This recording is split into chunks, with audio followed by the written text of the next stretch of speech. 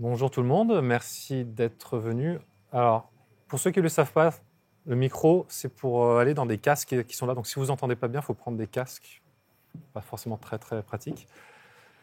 Merci d'être venu, merci d'attendre pour le déjeuner. Hein, c'est gentil. Je vais essayer de ne pas vous retenir trop longtemps. Normalement, on en a pour 20 minutes. Si ça dure 40 minutes, ben, vous êtes emprisonné, la porte, elle est fermée. D'accord ? Normalement, je suis là pour veiller à ce que ça dure 20 minutes. Ah, mais bon, on verra. Donc, on va parler du cercle vertueux entre l'open source et le SaaS. Déjà, je vais me présenter rapidement. Je m'appelle Vincent Houns. Je travaille chez Centréon depuis quelques mois. Je suis le CTO de chez Centréon. Et je suis quelqu'un qui a été impliqué dans le monde de l'open source depuis plus d'une vingtaine d'années. J'ai fait beaucoup de choses sur la partie Linux, sur la partie cloud, OpenStack. Voilà. Et puis j'ai fait une petite parenthèse il y a quelques années pour passer dans une autre partie de l'industrie. Je suis revenu avec Centréon dans le monde de l'open source. Et il y a plusieurs raisons pour ça. Une des raisons, c'est qu'en fait, Centréon, il y a de l'open source, il y a du SaaS, et c'est deux choses qui m'intéressent de manière très, très profonde. Je vais vous expliquer pourquoi. Donc, rapidement, quelques mots sur Centréon. Centréon, c'est un éditeur logiciel, un éditeur SaaS qui a 18 ans cette année. Si vous regardez, on a même des jolis t-shirts 18. Merci Thomas. On atteint l'âge adulte.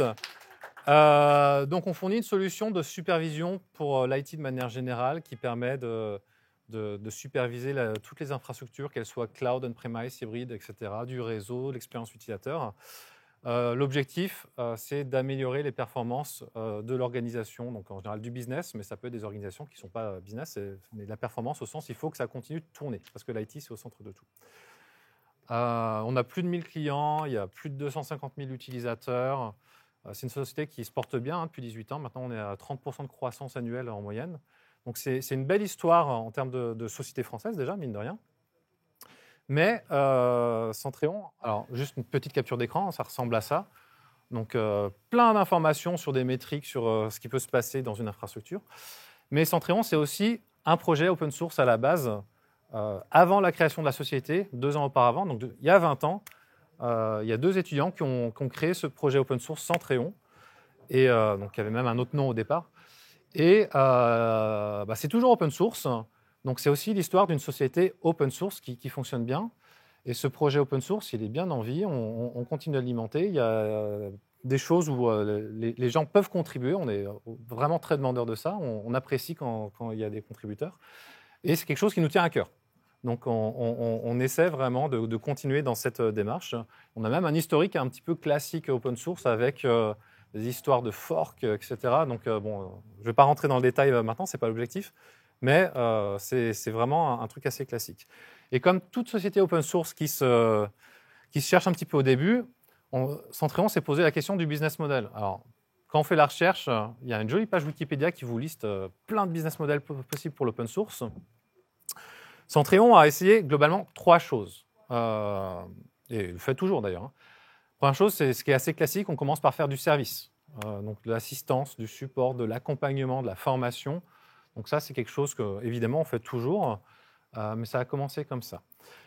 Ensuite, il y a eu le modèle Open Core, qui est aussi un grand classique dans le monde open source, avec toujours des débats sur est-ce que c'est bien, pas bien, mal d'aller là-dedans. Ça, c'est des questions un peu philosophiques, on ne va pas rentrer là-dedans.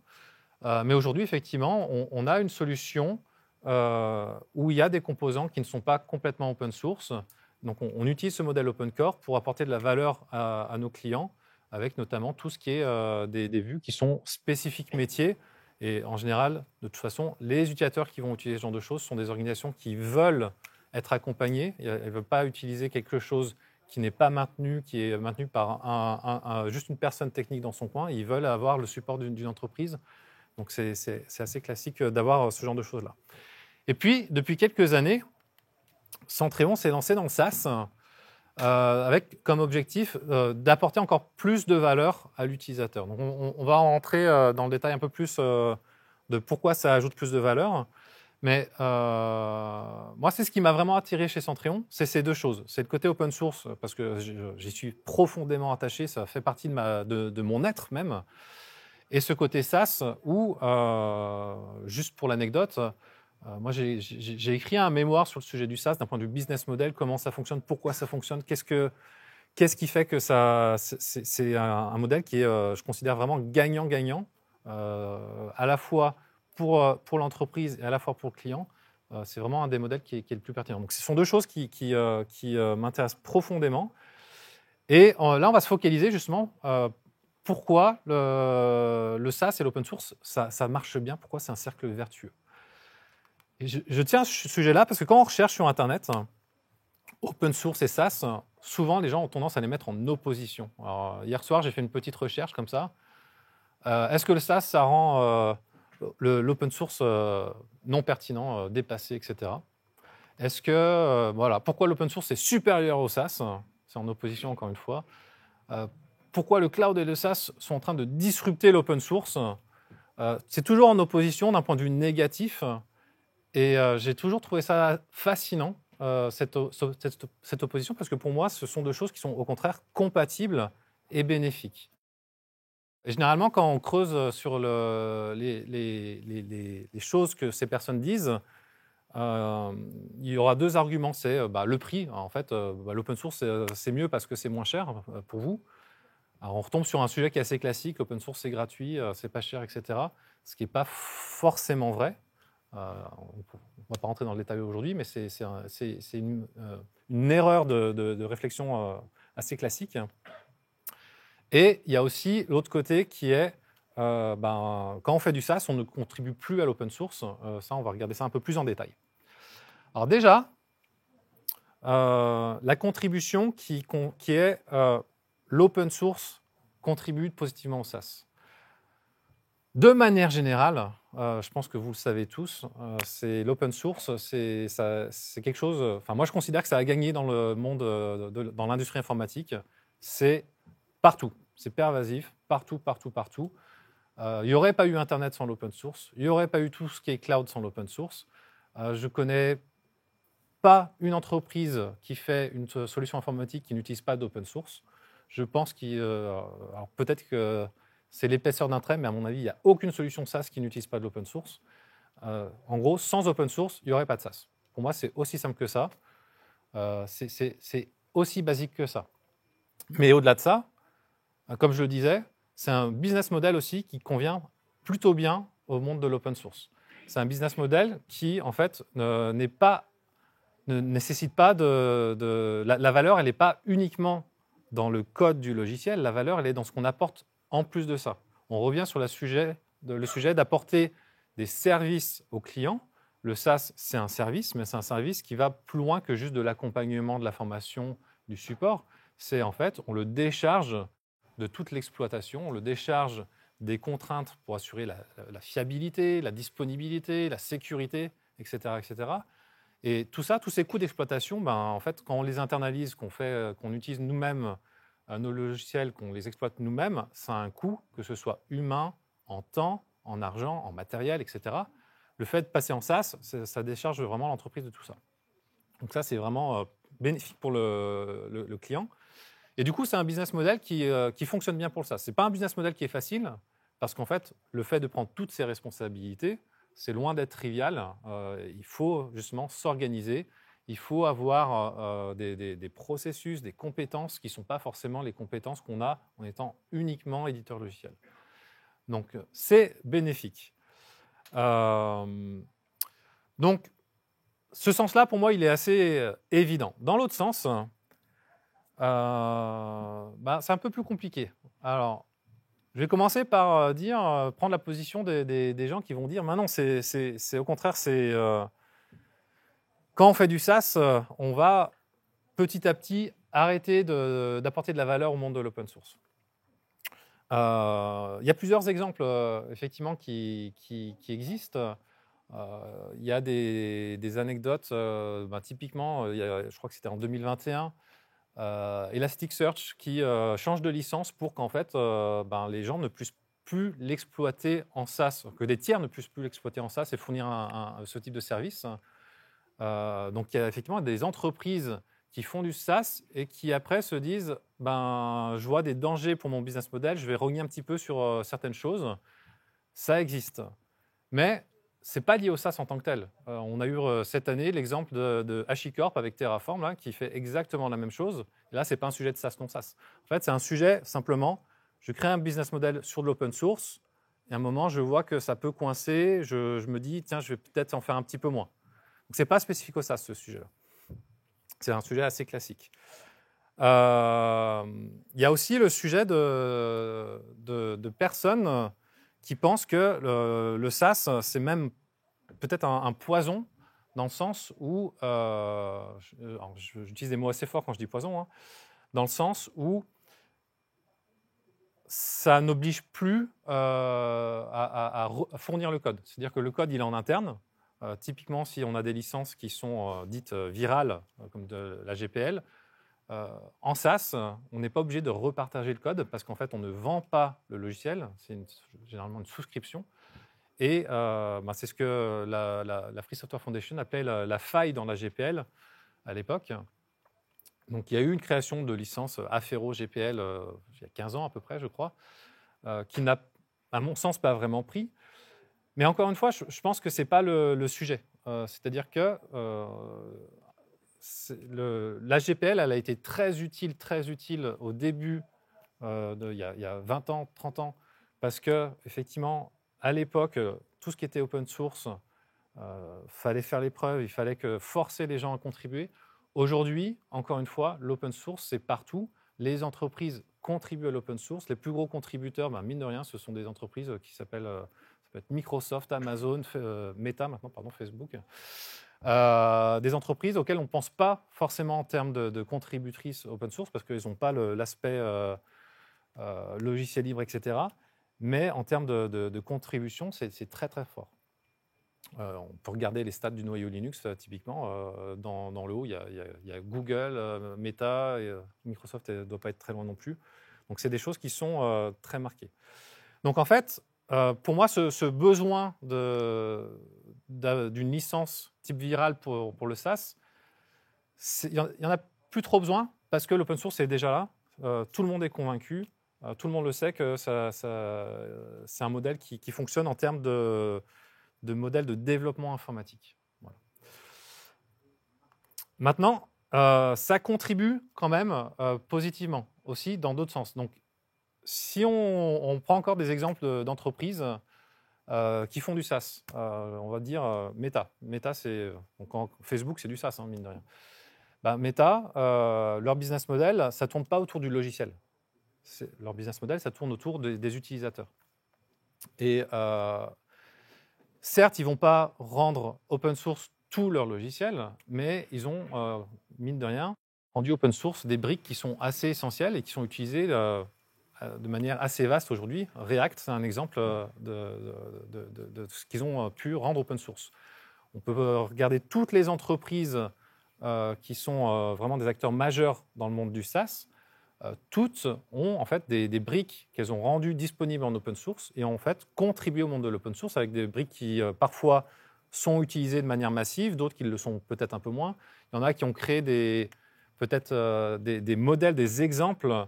Netflix, c'est un bon exemple en fait quand on s'intéresse au cloud, où ils ont un petit peu montré que leur façon de fonctionner, ils avaient un outil, ils ont toujours un outil qui s'appelle Chaos Monkey par exemple, ils en ont d'autres, hein, qui va assurer en testant, en détruisant volontairement des parties de leur infrastructure qui est dans le cloud, que leur infrastructure est résiliente.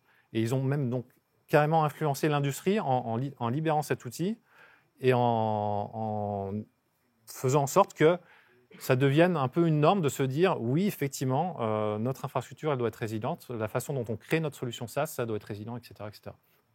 Donc, toutes ces sociétés-là contribuent au monde de l'open source. Donc, on a vraiment quelque chose de vertueux. Et une société qui est open source, qui fait une solution SaaS basée sur de l'open source, elle va naturellement enrichir sa solution SaaS aussi, sa solution open source, pardon, le projet open source. Et on a ce cercle vertueux aussi. L'entreprise, elle fonctionne bien parce qu'elle a un business model qui est rentable. Et grâce à ça, elle arrive à croître si c'est ce qu'elle souhaite, ou alors être stable. Il n'y a pas forcément une obligation de croissance, mais elle est pérenne. Et grâce à ça, elle continue de contribuer à son projet open source et elle le fait vivre. Donc c'est aussi une contribution au monde de l'open source qui est assez significative. Donc, pour moi, on a clairement ce cercle vertueux.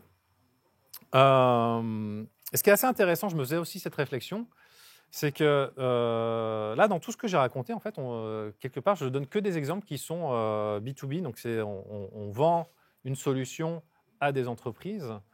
Et effectivement, les entreprises, elles sont demandeuses. Elles veulent avoir de l'accompagnement. Elles ont tendance à ne pas vouloir avoir au cœur de l'infrastructure un maillon faible sur lequel elles ne sont pas accompagnées. Je me suis posé la question si ça, c'est vrai pour du B2C. Donc, en fait, faire une solution SaaS qui s'adresse à des utilisateurs finaux directement. Donc, on a un projet open source, on crée un business model SaaS et on va s'adresser à des utilisateurs finaux. Et là, je pense que le défi il est quand même plus grand. C'est plus compliqué parce qu'effectivement, les utilisateurs finaux ont peut-être plus de réticence à mettre la main au portefeuille s'il y a quelque chose de gratuit à côté. Là où une entreprise elle va considérer que c'est un risque critique pour elle, l'utilisateur final, lui, va se dire oh, peut-être pas. Donc, c'est vrai que je pense qu'il y a un degré de complexité pour des projets open source qui voudraient monter un business model de ce type-là et qui s'adressent plus à des utilisateurs finaux. Mais voilà, pour moi, ça reste un modèle qui est pertinent. C'est pas du tout quelque chose qui est trivial. Je l'ai dit tout à l'heure, une entreprise qui a un projet open source, qui monte son business sur ce projet open source, qui veut aller dans le SaaS, elle doit vraiment faire preuve d'acquisition de compétences. Et c'est des travaux qui sont assez longs. Centréon, on est dedans, on construit notre solution SaaS. On se rend compte que oui, c'est pas facile, c'est compliqué, ça prend des années pour avoir quelque chose où, quelque part, après, on n'a plus rien à faire. Bon, on n'aura jamais plus rien à faire parce que ça continue toujours d'évoluer. Mais on se rend compte que c'est pas facile. Et c'est parce que c'est pas facile qu'en fait, il y a cette valeur pour l'utilisateur final. Et quelque part, le fait que ce soit pas facile, c'est aussi une garantie du fait qu'on n'aura peut-être pas des concurrents qui vont venir prendre notre projet open source et faire une solution SaaS concurrente. Parce qu'ils vont avoir aussi ces barrières à franchir en termes de complexité. Et comme, a priori, ils n'auront pas les mêmes compétences sur le projet open source, ils en auront plus. Et donc, il y a un avantage compétitif pour l'entreprise d'y aller par rapport aux autres. Donc, pour moi, voilà, il y a un joli cœur. Je voulais vous mettre un petit cœur parce que c'est bien d'avoir des émotions. Ça stimule l'hypothalamus. C'est toujours positif. Mais c'est quelque chose qui est vraiment vertueux. Je pense que j'aimerais qu'on arrête de mettre ça en opposition, l'open source et le SaaS. Les deux fonctionnent bien ensemble. Et je pense que c'est quelque chose que les gens devraient regarder de plus en plus, ce qui est pas très compliqué parce que c'est la tendance assez naturelle du moment. Voilà, merci.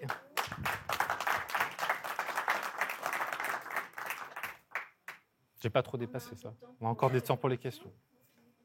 La porte est toujours verrouillée, de toute façon, vous ne pouvez pas sortir.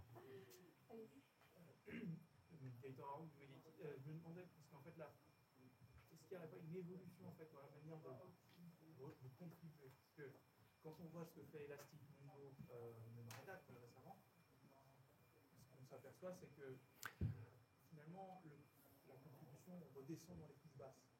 Oui. Ou dans les couches hautes. Et finalement, ces couches hautes, donc on va parler de produits que les développeurs, que les particuliers peuvent utiliser, elles vont plutôt être proposées par l'État, Netflix, on va voir aussi Spotify chez les développeurs avec Backstage. Est-ce qu'il n'y a pas un changement de typologie dans le partage de... Il y a un changement, mais encore une fois, je pense que ce n'est pas lié au SaaS. On retombe sur le sujet quelque part parce que les exemples que vous donnez, ce sont des exemples qui sont B2C, typiquement. Et je pense que là, c'est un changement qui est profond dans le monde de l'open source en général. C'est-à-dire qu'aujourd'hui, l'open source, c'est au cœur de l'industrie informatique, mais c'est effectivement grandement financé par toutes ces entreprises-là. Et ces entreprises, elles ne financent pas effectivement la couche la plus haute qui va vers l'utilisateur final. Elles financent les couches qui permettent de créer leur solution à elles, qu'elle soit B2B, B2C. Hein. Et donc, là, il y a un gros changement. Mais ce n'est pas le sujet du SaaS, pour moi, qui a cet impact. C'est plus l'histoire de l'évolution de l'open source. Disons que c'est pas le sujet technique du SaaS, mais c'est le financement des modèles SaaS. Par exemple, Elastic, HashiCorp, Django, c'est sous la pression de leurs investisseurs. Oui, mais quand on prend ces exemples-là, en fait, on a la réaction assez classique de la communauté. Elasticsearch a été forqué, OpenSearch, par AWS. Hein, c'est encore ce qui est assez étonnant, quelque part, que Amazon devienne un petit peu un chevalier blanc. C'est pas ce à quoi on s'attendrait. Terraform, ça a été forqué. Maintenant, c'est dans OpenTofu, c'est la Linux Foundation. Donc, quand c'est des couches qui sont pas tout en haut, effectivement, qui sont où on sent que ça, alors je veux dire, ça, on enlève des libertés. La communauté réagit. Et donc elle se défend et il y a une alternative qui apparaît. Sur les couches qui sont plus hautes, effectivement, il y a ce problème-là, mais en fait, le problème, à mon sens, il est plus on n'arrive pas à monétiser quelque chose qui va vers l'utilisateur final. C'est pas lié au SaaS, c'est juste on n'a pas trouvé la bonne façon de monétiser quelque chose qui va vers l'utilisateur final parce que l'utilisateur final, s'il peut avoir la version gratuite, il va tendance à y aller. À moins qu'on apporte beaucoup de facilité, mais c'est vraiment un grand pas à franchir. Typiquement, le début du streaming, en opposition à téléchargement illégal, le début du streaming, c'était quand même pas évident non plus, parce que la facilité n'était pas encore complètement là, il y avait peut-être pas tout qui était disponible, etc. Il a fallu quelques années avant que les gens l'adoptent complètement. C'est un peu la même chose pour moi. Il y a des cas où quand on voit ce qu'a fait Red Hat, l'utilisation de solutions gratuites, de version de CentOS par exemple, elle était massive. La réaction, encore une fois, la réaction a été la même. Il y a des alternatives qui sont apparues. Rocky, Alma, il y a SUSE qui fait une solution tierce. Pardon ? Quand on est un gros acteur et qu'on a des relations avec Red Hat, et là, la décision elle a été plutôt de s'adapter à la nouvelle politique. Oui. Après, la décision de Red Hat, elle est dans la zone grise, hein, vraiment au milieu, éthique, pas éthique, on ne sait pas trop. Tout le monde a son avis là-dessus. C'est légèrement différent. Alors que les réactions Elasticsearch, là, c'est vraiment une ligne qui est franchie dans le sens où ils enlèvent une liberté, clairement. C'est pas exactement la même chose. Est-ce que dans le cas de Centreon, lorsque vous allez dans le SaaS, vous l'avez dit, dans les couches hautes, il y a de la glue, on va dire, des hyperscalers vont pouvoir mettre des outils open source, ils vont mettre de la glue autour pour faire de l'appropriation, et alors avec du service derrière, hein, c'est vendu bien sûr. Hein. Mais du coup, est-ce que vous n'avez pas peur qu'en montant ces couches, ça devienne très spécifique? Et si demain, parce que j'imagine que vous appuyez sur des hyperscalers, vous n'avez pas monté un cloud derrière, Bien sûr. est-ce que vous n'avez pas peur que l'antagonisme soit là pour Centreon? C'est-à-dire que vous avez certes une offre SaaS, mais en fait elle est engluée dans, je ne sais pas si c'est Azure, Amazon ou Google Cloud que vous avez choisi, mais elle est engluée dans ces couches hautes, et en fait vous êtes verrouillé et vous êtes pour le coup éloigné de la philosophie open source. Alors, on utilise AWS, hein, c'est notre partenaire pour le sujet. Et effectivement, il y a un sujet de vendor lock-in sur ce genre de choses. Ça, c'est un compromis. C'est une décision stratégique de savoir à quel degré on va utiliser des choses qui sont uniquement disponibles chez tel hyperscaler pour aller plus vite, ou alors on va se restreindre aux couches qui sont quelque part communes, ce qui va être plus coûteux en temps, en effort, qui va ralentir les choses. Ça, c'est un choix stratégique. Pour moi, c'est pas quelque chose qui est contradictoire avec l'esprit de l'open source, dans le sens où par rapport à l'utilisateur, ça ne change rien. C'est une épine, si c'en est une, dans le pied de Centreon, et pas de l'utilisateur. Donc, j'ai acheté de l'open source, un ange Centreon. En fait, je ne sais pas, je viens de me faire engluer dans Amazon. Non, parce qu'en fait, vous achetez un service, il n'y a rien qui vous garantit que ce service il restera chez AWS. Vous dites. Je prends au vol, si vous êtes englué dans Amazon, vous allez être obligé d'y rester parce que ça va vous coûter énormément de basculer ces GPU. Ça, c'est à nous de gérer ce risque. Mais ce n'est pas à l'utilisateur de gérer, dans le sens où, alors, en fait, il va y avoir deux choses. Soit un client ne voudra pas AWS, auquel cas c'est quelque chose qui est à prendre en considération de notre côté, soit ça ne le dérange pas, et quelque part, ce n'est pas un sujet qui va le turlupiner. Enfin, il va pas se focaliser là-dessus. Mais si ça le dérange, là, c'est notre problème, c'est-à-dire qu'en fait, on a quelque chose qui ne correspond pas, qui ne répond pas aux besoins de tous nos clients, et quelque part, c'est un problème pour notre business. On pourrait rentrer dans la discussion de, par exemple, peut-être qu'il va y avoir des clients qui veulent un cloud complètement souverain pour héberger leur solution de supervision. Effectivement, ça, c'est à nous de nous poser la question, est-ce que c'est un problème pour notre business de ne pas répondre à ce sujet-là? Ou est-ce qu'AWS permet de répondre à ce sujet-là? Mais ce n'est pas le problème du client qui achète déjà la solution qui en tout état de cause, à mon sens. Très bien. Bon, merci beaucoup. Vous pouvez continuer les discussions autour d'un café. Merci.